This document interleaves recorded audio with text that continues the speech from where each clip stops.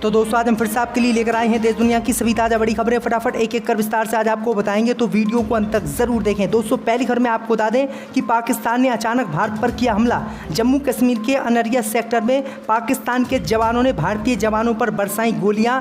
संघर्ष विराम का पाकिस्तान ने किया उल्लंघन, भारत पाकिस्तान में छिड़ सकता है युद्ध। भैया आपको बताएंगे दोस्तों कि उत्तर प्रदेश के मदरसों में पढ़ने वाले बच्चों ने प्रधानमंत्री मोदी और योगी को पहचानने से किया इनकार। ओवैसी को बताया अपना फेवरेट नेता। प्रधानमंत्री मोदी और योगी की बच्चों ने कर दी घोर बेइज्जती। वहीं आपको बताएंगे दोस्तों की अपील में देरी करने पर केंद्र की मोदी सरकार को सुप्रीम कोर्ट ने लगाई फटकार। सुप्रीम कोर्ट बोला ये घूमने की जगह नहीं, जो जब चाहें आप चले आएं। वहीं आपको बताएंगे दोस्तों की बीजेपी सांसद के खिलाफ एक्शन लेने वाले डीसी पर भाजपा ने दर्ज कराया देशद्रोह का मामला। जेल में डालने की भाजपा कर रही है तैयारी।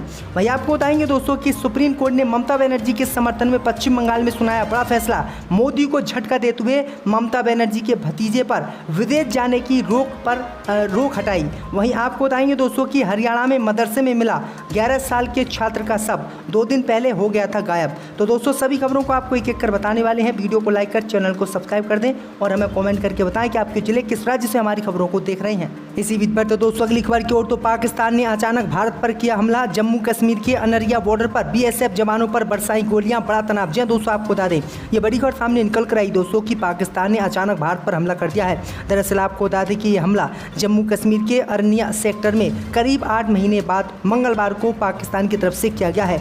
दरअसल आपको बता दें कि अरनिया में अंतर्राष्ट्रीय सीमा पर चीनाज पोस्ट पर पाकिस्तानी रेंजर्स ने बीएसएफ के जवानों पर अचानक फायरिंग कर दी। ये फायरिंग तब की गई है जब भारतीय जवान बाड़ लगाने का काम कर रहे थे।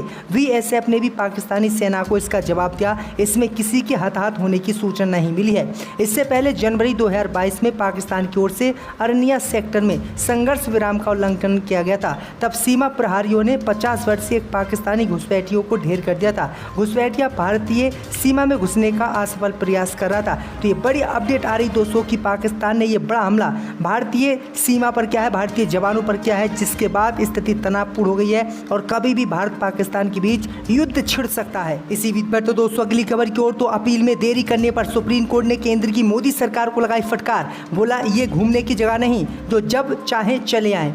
जब दोस्तों आपको बता दें कि सुप्रीम कोर्ट ने अपील दाखिल करने में 737 दिन की देरी को माफ करने से इनकार करते हुए सोमवार को केंद्र की मोदी सरकार को फटकार लगाई। शीर्ष अदालत ने मोदी सरकार को फटकार लगाते हुए कहा ये कोई घूमने की जगह नहीं है, जो आपका जब भी मन चाहे तब चले आएं। जस्टिस एस के कौल और जस्टिस एएस ओका की पीठ ने देरी के लिए माफ़ी की मांग वाली मोदी सरकार की अर्जी को खारिज करते हुए 25,000 रुपये का मोदी सरकार पर जुर्माना लगाया। ये रकम अपील दाखिल करने में देरी के लिए जिम्मेदार अधिकारियों से वसूली जाएगी। 2 महीने में वसूली का प्रमाण अदालत में सौंपना होगा। सरकार की ओर से पेश वकील ने कहा कि इस मामले में पैसे दाव पर हैं। इस पर तीखी प्रतिक्रिया देते हुए पीठ ने कहा कि क्या हम सरकार के लिए पैसे वसूलने वाले हैं, ये हरगिज नहीं है। तो ये बड़ी अपडेट आ रही दोस्तों कि सुप्रीम कोर्ट ने केंद्र की मोदी सरकार को ये बड़ी फटकार लगाई, क्योंकि मोदी सरकार सुप्रीम कोर्ट को अपने बाप की जागीर समझती है। इसी बीच पर तो दोस्तों अगली खबर की ओर, तो उत्तर प्रदेश के मदरसों में पढ़ने वाले बच्चों के फेवरेट नेता हैं असदुद्दीन ओवैसी। मोदी योगी की कर दी घनी बेइज्जती। जब दोस्तों आपको बता दें कि उत्तर प्रदेश की योगी आदित्यनाथ सरकार ने सरकारी सहायता प्राप्त और गैर सरकारी मदरसों के सर्वे के आदेश दिए। इसी के तहत जिले भर में सभी मदरसों का निरीक्षण किया जा रहा है। सरकार की मंशा है कि यूपी में एजुकेशन सिस्टम को बढ़ावा देने के लिए मदरसों की शिक्षा व्यवस्था में सुधार लाना जरूरी है। ऐसे में सभी मदरसों का सर्वे किया जा रहा है। इसी के तहत उत्तर प्रदेश में कई जगहों पर मदरसे में पढ़ने वाले बच्चों का इंटरव्यू लेने के लिए कुछ न्यूज़ चैनल पहुंचे, लेकिन इन न्यूज़ चैनलों की घोर बेइज्जती मदरसों के बच्चों ने कर दी। जब आपको बता दें कि गोदी मीडिया के चैनलों ने बच्चों से पूछा कि आपके प्रधानमंत्री और उत्तर प्रदेश के मुख्यमंत्री का नाम क्या है, तो बच्चों को इनका नाम भी नहीं पता। बच्चों ने इनका नाम बताने से साफ इनकार कर दिया। भाई आपको बता दें कि जब बच्चों से पूछा गया कि आपका फेवरेट नेता भारत में कौन है, तो सभी मदरसों के बच्चों ने एक जवाब में असदुद्दीन ओवैसी को बताया और कहा कि असदुद्दीन ओवैसी हमारे सबसे फेवरेट नेता है। तो ये बड़ी अपडेट आई दोस्तों कि योगी मोदी को भी मदरसों के बच्चे नहीं जानते हैं और उन्हें ये बात बताना हमें। इसी बीच पर तो दोस्तों अगली खबर की ओर, तो बीजेपी सांसद के खिलाफ एक्शन लेने वाले डीसी पर देशद्रोह का मामला दर्ज। जब दोस्तों आपको बता दें कि झारखंड के देवघर एयरपोर्ट के एटीसी रूम में घुसने का विवाद बढ़ता जा रहा है। अब भाजपा सांसद निशिकांत दुबे की शिकायत पर दिल्ली में एक एफआईआर दर्ज की गई है, जिसमें देवघर के जिला आयुक्त यानी डीसी के खिलाफ देशद्रोह के आरोप लगाए गए हैं। दिल्ली की नॉर्थ एवेन्यू पुलिस ने 0 एफआईआर दर्ज कर ली है। आगे की जांच के लिए इस एफआईआर को झारखंड के कुंडा थाने में भेजा जाएगा। मामला 1 सितंबर का है। इससे पहले झारखंड के कुंडा थाने में गोंडा से बीजेपी सांसद निशिकांत दुबे, मनोज तिवारी समेत 9 लोगों के खिलाफ एफआईआर दर्ज हुई थी। ये केस देवघर एयरपोर्ट के सुरक्षा प्रभारी सुमन आनंद की शिकायत पर दर्ज किया गया था। आरोप है कि देवघर में भाजपा सांसद निशिकांत दुबे और मनोज तिवारी बिना अनुमति के हवाई यातायात नियंत्रण यानी एटीसी रूम में घुस गए और कथित तौर पर एयरपोर्ट के अधिकारियों को चार्टर प्लेन के टेक ओवर की मंजूरी के लिए दबाव डाला। तो ये बड़ी अपडेट आई दोस्तों कि अगर सरकार के नियमों का कोई अधिकारी पालन करता है तो बीजेपी के नेता गुंडागर्दी दिखाकर उस पर ही देशद्रोह का मुकदमा कर देते हैं। तो ये बड़ी अपडेट आ रही दोस्तों। इसी बीच पर तो दोस्तों अगली खबर की ओर, तो हरियाणा के मदरसे में मिला 11 साल के छात्र का शव, 2 दिन पहले हो गया था गायब। जब दोस्तों आपको बता दें कि हरियाणा के नूह में एक 11 साल के बच्चे का शव मदरसे में मिला है। ये बच्चा 2 दिन से लापता चल रहा था। परिजनों का कहना है कि बच्चा 1 साल से मदरसा में पढ़ने जाता था। घटना के बाद मौके पर भीड़ जमा हो गई है। परिजन ने हत्या का आरोप लगाया है।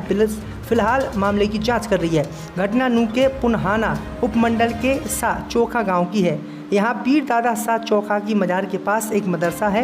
यहाँ समीर उर्दू अरबी की पढ़ाई कर रहा था। परिजन ने बताया है कि छात्र मदरसे में 1 साल से पढ़ रहा है। शनिवार को जब बच्चा घर नहीं पहुँचा तो उसकी तलाश की गई। मदरसे से कहा गया कि बच्चा यहाँ से निकाल दिया गया था। 2 दिन से काफ़ी जगह तलाश की लेकिन कहीं नहीं मिला, जिसके बाद मदरसे के आसपास में ही इस बच्चे का शव मिला है। इस बच्चे की उम्र 11 साल की बताई जा रही है। परिजनों ने बच्चे की हत्या की आशंका जताई है। इसी बीच पर तो दोस्तों अगली खबर की ओर, तो पश्चिम बंगाल में ममता बनर्जी की हुई बड़ी जीत। सीएम ममता के भतीजे अभिषेक बनर्जी को सुप्रीम कोर्ट ने दी राहत। विदेश जाने पर रोक नहीं लगाने का किया ऐलान। जब दोस्तों आपको बता दें कि पश्चिम बंगाल में भाजपा चुनाव हारने के बाद लगातार ममता बनर्जी के परिवार को निशाना बना रही है, लेकिन ये निशाना बीजेपी का कामयाब नहीं हो रहा है और बीजेपी को मुंह की खानी हर बार पड़ रही है। ऐसा ही मामला ममता बनर्जी के भतीजे के साथ भी बीजेपी ने किया। दरअसल आपको बता दें कि बीजेपी ने अभिषेक बनर्जी के खिलाफ कोर्ट पहुंचकर कई भ्रष्टाचार के आरोप लगाए। ईडी सीबीआई की जांच भी पड़वाई लेकिन वो कामयाब नहीं हुई। दरअसल आपको बता दें कि सुप्रीम कोर्ट ने सोमवार को पश्चिम बंगाल के मुख्यमंत्री ममता बनर्जी के भतीजे और टीएमसी के महासचिव अभिषेक बनर्जी को राहत दी, जिन्होंने मनी लॉन्ड्रिंग से जुड़े एक मामले में जारी किए गए ईडी के समन को चुनौती देते हुए शीर्ष अदालत का रुख किया था। मामला कोयला घोटाले से जुड़ा हुआ है। प्रधान न्यायाधीश यूयू ललित और न्यायमूर्ति एस रविंद्र भट्ट ने बनर्जी को गिरफ्तारी से सुरक्षा प्रदान की और उन्हें विदेश यात्रा करने की भी अनुमति दे दी। दरअसल आपको बता दें कि बीते ही दिनों ईडी सीबीआई ने समन जारी करते हुए जो है भतीजे अभिषेक बनर्जी के विदेश जाने पर रोक लगा दी थी, लेकिन अब कोर्ट ने ऐसा नहीं किया और कोर्ट ने ये रोक हटा दी। इसी बीच पर तो दोस्तों अगली खबर की ओर, तो महबूबा मुफ्ती बोली कश्मीर मसले पर पाकिस्तान से बात कर हल निकाले नरेंद्र मोदी। जब दोस्तों आपको बता दें कि कश्मीर मसले को लेकर केंद्र सरकार न सिर्फ जम्मू कश्मीर के लोगों के साथ पाकिस्तान के लोगों के साथ बातचीत कर हल निकाल लें ताकि जम्मू कश्मीर में होने वाले खून खराबे पर रोक लगाई जा सके। ये बातें पीडीपी अध्यक्ष महबूबा मुफ्ती ने श्रीनगर में कही हैं।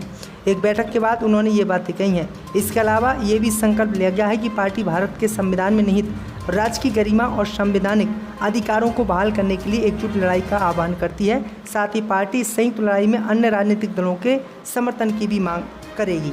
इसी बीच पर तो दोस्तों अगली खबर की ओर, तो भारतीय मूल के ऋषि सुनक को पछाड़कर लिज ट्रस चुनी गई ब्रिटेन की नई प्रधानमंत्री। जब दोस्तों आपको बता दें कि भारतीय मूल के ऋषि सुनक ब्रिटेन के प्रधानमंत्री पद की रेस में एक कदम पीछे रह गए। शुरुआत से ही उनकी टक्कर विदेश मंत्री लिज ट्रस से थी और अंत में लिज ट्रस सफल रहीं।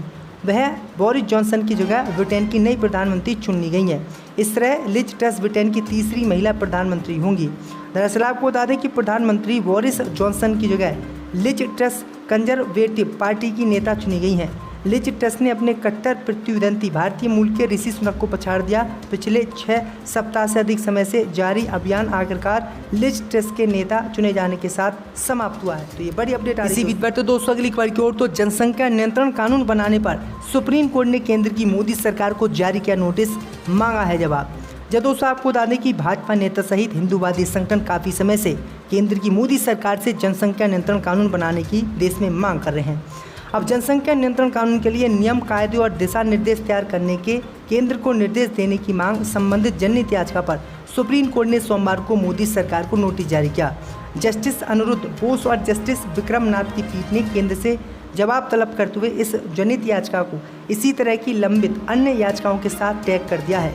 शीर्ष अदालत ने यह नोटिस देश के पहले शिक्षा मंत्री मौलाना अबुल कलाम आज़ाद के परपोते फिरोज बख्श अहमद की जनहित याचिका पर जारी किया है। भाई आपको बता दें कि सुप्रीम कोर्ट ने कहा कि केंद्र की मोदी सरकार बताए कि वो जनसंख्या नियंत्रण कानून देश में लागू करना चाहती है या नहीं।